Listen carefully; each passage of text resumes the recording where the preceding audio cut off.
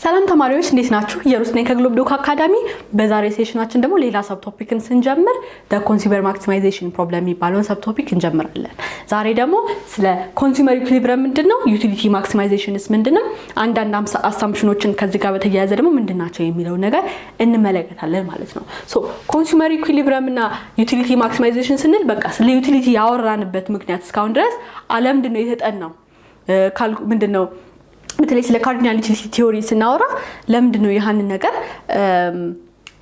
ያንን ነገር ምናጠናው ማወቅ ያለብን ካልኩሌት ይደረጋል ሚሊዮን ቲዮሪ ለምን ተማርን ለምን አወቅን ምትሉ ከሆነ ዓላማው ይሄ ነው። እንዴት ነው ተጠቃሚዎችን የሚጠቅመው እነዚህ ነገሮችን ማወቅ እነዚህ ነገሮችን መረዳት ለምንድነው የሚጠቅመው ኮንሱመር ኢኩሊብሪየም ላይ እንዲደርስ ወይም ደግሞ ኢኩሊብሪየሙ ምንድነው የሚለው ነገር እንዲያውቅ ነው አንድ ተጠቃሚ ወይም ኮንሱመር። ሶ ኢኩሊብሪየም ላይ ደረሰ ማለት ምን ማለት ነው የሚለው ስንመለከት a consumer reaches equilibrium when their spending is allocated so that the last bill spent on each commodity yields the same utility. ኢኩሊብሪየም ላይ ደረሰ ምንል ከሆነ ይሄ ተጠቃሚ ያለው ብር ያወጣው ብር በሙሉ እስከመጨረሻው እስካወጣት አንዲት ብር ድረስ እነዛ ኮሙኒቲዎች ላይ እነዛ ምርትና አገልግሎቶች ላይ ያወጣቸው እስከመጨረሻው አንድ ብር ድረስ ተመሳሳይ የሆነ ዩቲሊቲ በቃ ከዛ በላይ ዩቲሊቲ መድረስ እስካይችል ድረስ የመጨረሻው አንድ ብር ድረስ ያንን ተመሳሳይ ዩቲሊቲ አቺቭ እስኪያደርግ ማስደረስ ነው። that is consumer equilibrium። በቃ ያቺ ኢኩሊብሪየም ራሱ ሲባል ኢኮኖሚክስ ላይ ማሰብ ያለባችሁ በቃ የተረጋጋ ሁሉ ነገር ጸደ የሆነበት በአቅማችን መኖር የምንችልበት ስፓት ናት ማለት ነው።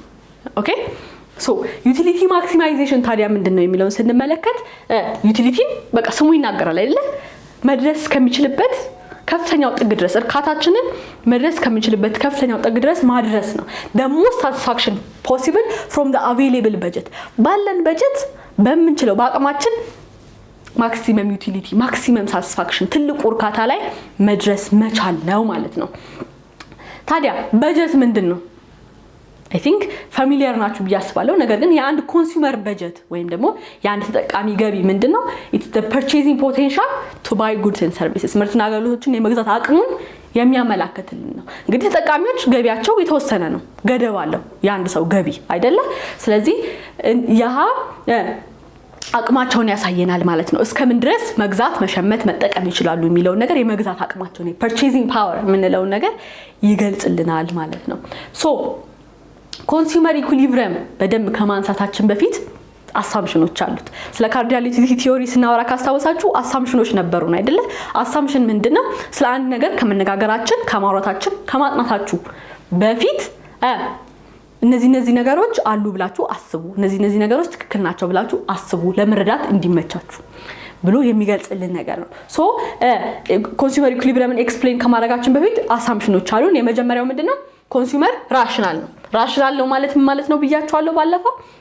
ዓላማው አንድና አንድ ነው፣ ሳቲስፋክሽኑን ማክሲማይዝ ማድረግ ዩቲሊቲውን ከፍተኛው ጥግ ድረስ ማድረስ በቃ ዛት ዓላማ ባለው ገቢ ማለት ነው። ሌላኛው ደግሞ አሳምፕሽን ምንድነው? ዩቲሊቲ በቁጥር መለካት ይችላል ወይም ደግሞ ካርዲናል ዩቲሊቲ ቲዮሪን እናምንበታለን ብለን እናስብ ይለናል ማለት ነው። ሌላኛው ደግሞ ማርጂናል ዩቲሊቲ ኦፍ ማኒ ስቴይስ ኮንስታንት። ባለፈውም ይሄን አንስተናል አይደለ? ገንዘብ በቃ 5 ብር ሊሰጠን የሚችለው ዩቲሊቲ ሁሌም ተመሳሳይ ነው፣ በቃ መቀየር የለበትም። ማርጂናል ዩቲሊቲ መቀየር የለበትም። በቃ ያ 5 ብር ሊያመጣልን የሚችለው ተጨማሪ ዩቲሊቲ it's always constant በቃ አይቀያየርም የሚለው ነገር አስቡ ይለናል። ሌላኛው ደግሞ law of diminishing marginal utility ይሰራል ይላችኋል። ይሄ ማለት ነው አንድ ነገር ተደጋጋሚ የተጠቀምነው በሄድን ቁጥር የሚሰጠን አዲሽናል ወይም ደግሞ ተጨማሪ እርካታ እየቀነሰ ይሄዳል። በባለፈው ሴሽናችን አብርተናል አይደለ? the law of diminishing marginal utility ምን እንደሆነ that's it። ሶ እሱም አፕላይ ያደርጋል ወይም ይሰራል ይላችኋል ማለት ነው። ሌላኛው ደግሞ አሳምፕሽን ምንድነው? ኮንሱመር ኢንካም ኢዝ ኮንስታንት ብላችሁ አስቡ። የዛ ሰው ገቢ አይለዋወጥም፣ የዛ ሰው በጀት አይለዋወጥም ብላችሁ አስቡ ይላል። ሊለወጥ ይችላል፣ ነገር ግን ለመረዳት እንዲመችን አይለዋወጥም ብላችሁ አስቡ ይለናል። የመጨረሻው ደግሞ የምናነሳው አሳምፕሽን ምንድነው? ኮሞዲቲ ፕራይስስ አር ጊቨን ኤንድ ሪሜን ኮንስታንት። የምርትና አገልግሎቶች ዋጋ የሚታወቅ ነው እናም ደግሞ አይቀየርም ብላችሁ አስቡ፣ ለካልኩሌሽንም ለመረዳትም እንዲመቸን ይላችኋል ማለት ነው። ሶ በቀጣይ ስለ ኮንሱመር ማክሲማይዜሽን ስለ ኮንሱመር ኢኩሊብሪየም ስናወራ እነዚህ አሳምፕሽኖችን እንዳሉ አድርጋችሁ አስቡ ይለናል ማለት ነው። ሶ ምን ተመለከትን? ኮንሱመር ኢኩሊብሪየም ምንድነው? ዩቲሊቲ ማክሲማይዜሽን ምንድነው አለን። ከዛም ደግሞ ስለ ኮንሱመር ኢኩሊብሪየም ስናወራ አሱም ማድረግ ያለብን አሳምፕሽኖች ምንድናቸው የሚለውን ተመለከትን። በቀጣይ ሴሽን እስከምንገናኝ ድረስ goodbye